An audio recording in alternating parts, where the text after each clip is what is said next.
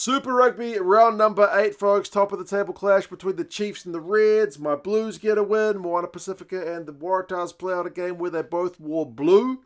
It was a pretty interesting round. We'll go through the games that were, some of the key events and stats, the table, how it's looking, and the upcoming fixtures for round 9. But where are we looking halfway through the competition? Well, we started off with the Chiefs and the Reds in the rain down in Hamilton. It was pretty wet on Friday in many parts of New Zealand, that included down in Hamilton. I did a full match review for that one if you want more detail, but ultimately I think that one was the Chiefs bench, which was the difference, and Clayton McMillan has had some good success this season with getting impact from the bench. Because of the wet, a lot of these tries, Jacobson's one for the Chiefs was close range. Tokiaho's one was a maul try. Rowe's one was close range. Those are the 3 tries for the Chiefs. There were 3 as well for the Reds. Fastler's one was a maul try. Bryle's one was maybe the kind of flashiest one in terms of like a loose forward chasing a kick. That was crazy.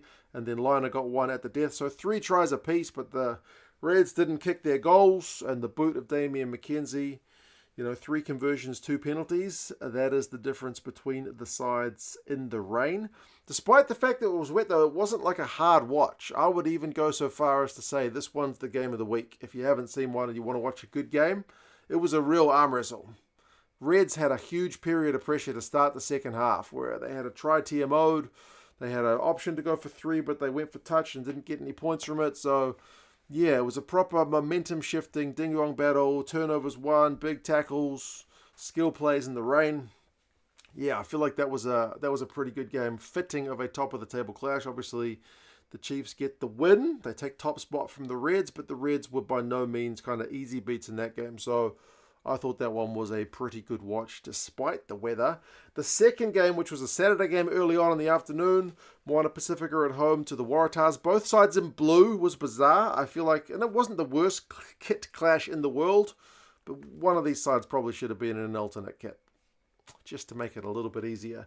45-28. I was a little bit worried about Moana Pasifika going into this one, having had a massive morale-boosting, win over the Crusaders away last week where they were written off. They go into this one on the flip side as favourites. I was thinking, are they going to live up to that pressure? And it seemed like no, because they were down 14-0. They were down 21-7 at halftime. But what a second half. Like, Suoli'i for the Tars sets up 3 of their 4 tries, 2 of them to Riley and then Wilson's try. Plus they have one for Callaway. But Moana Pasifika, Sa'i Taufo'o, oh my goodness, the tight head prop gets a hat trick of tries, which are the first 3 tries for Moana Pasifika. Who had money on that one? Probably nobody. And also the backs got into action as well. Pellegrini got one, Havili got one, some proper skills like dinks through and whatnot. Tries in the corner, Inisi, and then Tailoa got one as well. They kicked most of their conversions, kicked 5 of them, so they end up putting the Tars to the sword in that second half. Maybe a little bit jittery in the first.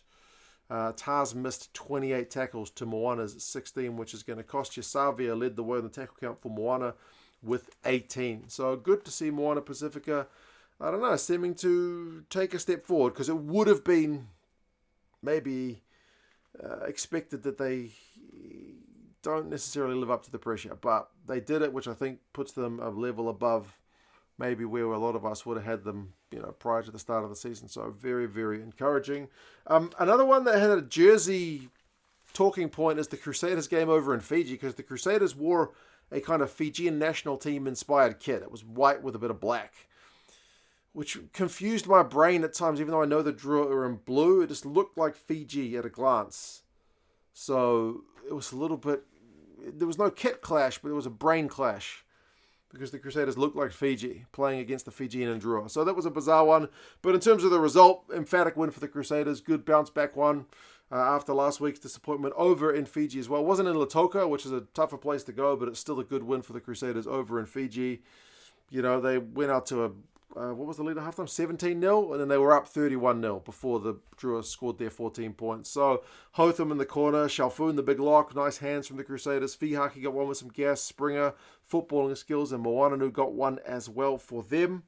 They only kicked 3 of the conversions, but then the DRUvCRU got one through Obito, one through Wanga. Wanga's one is probably the try of the week. Just on kick return, geez, he's rangy and quick. That one was quite unbelievable. Well worth a watch if you haven't seen it, just to see that try. But at 31-0 down, the game was essentially already dead and buried. couple of late consolation tries for the Drua. Turnovers one was 12-7. It's a lot of Crusaders turnovers, 12 of them. But 7 is not bad from the Drua as well. That's a lot of turnovers won in that game. But yeah, the Drua's disappointment goes on this season, unfortunately. My Blues managed to win. I did a review for this match as well. This one was not the prettiest game. I don't even know if you need to go back and watch the highlights for this one. I mean, Beauden Barrett's kicking was nice. That's one of the things, because he's getting a bit of stick this year for his kicking being a bit inaccurate, but he was pulling the strings. Only the one try for the Blues through Renata. He was also big defensively. Like, if you want a game that's got great tackles and turnovers and defensive plays, this is a good game to watch, but not many people tune in for that kind of highlight. 2 tries for the Hurricanes, Yosei and Punivai. But yeah, I reckon the Canes probably had enough to win that. They missed their goal kicks. The Blues got all but 1 penalty, whereas the Canes missed, what was it, like 2 penalties and a conversion? Yeah, the Blues goal kicking percentage is a lot better in this game. And like the Blues conceded 14 penalties to 8. The Canes had 4 line breaks to 1. They probably had enough chances and then some to win this one, the Canes, but they didn't get it done. So that is the Blues' second win of the season, and the only team we can beat seemingly is the Hurricanes. First win at home. Paddy Tuipulotu had a yellow card. Some people wanted that one to be red. I think there was a last-minute dip. So, yeah, it's a bit of mitigation, but yeah, not the prettiest game. But as a Blues fan, I will certainly take that win, desperately needed. And then the final game, which is maybe also potentially game of the week material, I think, the Force and the Highlanders. It was a proper close game. The Highlanders, scored early. Nareki got one. That was some proper kind of fleet footwork from him. But Tizano had the opener for the Force. His try-scoring run goes on. His one was from a maul. Gilbert got one where the Highlanders ran it from their own half. And then Paenga-Amosa got one, which was from a maul. Again, Greeley got a nice backs one for the Force. So it was 20 points to 19 at halftime in the Landers' favour. But they only scored 20 points, so no second half points from the Landers. Potter got one, and Pullman got one for the Force in the second half. Potter continues to be really elusive. Like, he had 3 of the Force's 11 line breaks in this game, so the most of the match. I had Tangitau on my fantasy team, and he was pretty quiet, came off pretty early.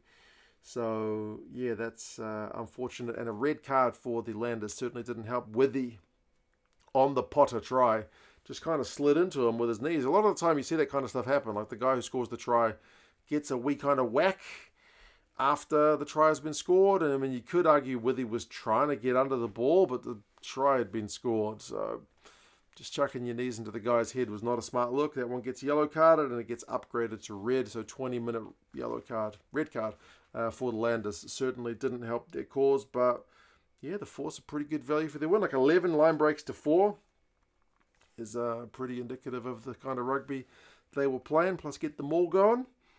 That's pretty good stuff. The Brumbies were on the bye, but yeah, that's how round 8, halfway point of the season, wrapped up. The table is now looking a good mix of sides. The Chiefs and the Crusaders are 1 and 2 on 26 and 24 points. And the Reds are the third side. So those would be kind of 3 playoff host sides. They have the best records, like 6 and 1, 5 and 2, 5 and 2 for the top 3 sides. So the Chiefs are the only side with the 1 loss. Everyone else has got at least 2. Then the Force, Brumbies, and Waratahs. So 3 more Aussie sides on 2019 and 17. They've also got all positive records except for the Force, who've played an extra game compared to some teams. They're at 4 and 4. Everyone else, though, is at least 4 and 3. But it's good because the teams through 7 through 11 are all on negative records. So I like that. That's how it should be. Teams in the playoffs should have an even or better record, usually.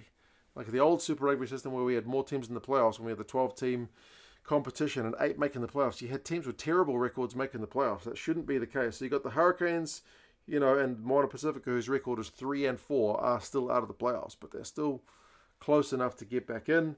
The Highlanders 2 and 5, the Blues 2 and 5, and the Drua 1 and 6. Still not dead and buried, but need to get some wins ASAP. Next week, the Hurricanes take on the Crusaders. The Hurricanes could really, really use a win because, as I said, they are just sitting outside the playoffs in 7th. The Waratahs are back in Australia to take on the Chiefs. The Waratahs' home form has been a lot better than their away form, but the Chiefs coming to town will be a tough prospect. The Blues, home to Moana Pasifika, are something of an all-Auckland clash, so that will be an interesting one. It's kind of a new derby match, and then with both sides similar records, Moana's probably got better form than the Blues. It'll make it really fascinating. The Highlanders taking on the DRUvCRU. Both these sides are on terrible runs of losses at the moment, so someone's going to get a win. It'll be the Highlanders to lose, basically, because the DRUvCRU are away for that one. And then the Reds taking on the Brumbies. In recent years, has always been a kind of top of the Aussie table clash. It's a similar one this year. The Reds are, 5 wins, 2 losses. The Brumbies are 4 wins, 3 losses. So pretty similar records. But the Reds are at home. The Force will go on the bye. You guys let us know your thoughts on the round that was. How do you reckon the sides are looking? Can anybody stop the Chiefs? Or do you think they are just going to be too good? Can Moana Pasifika potentially make the playoffs? You guys let us know your thoughts, and I'll talk to you guys again soon. See you later.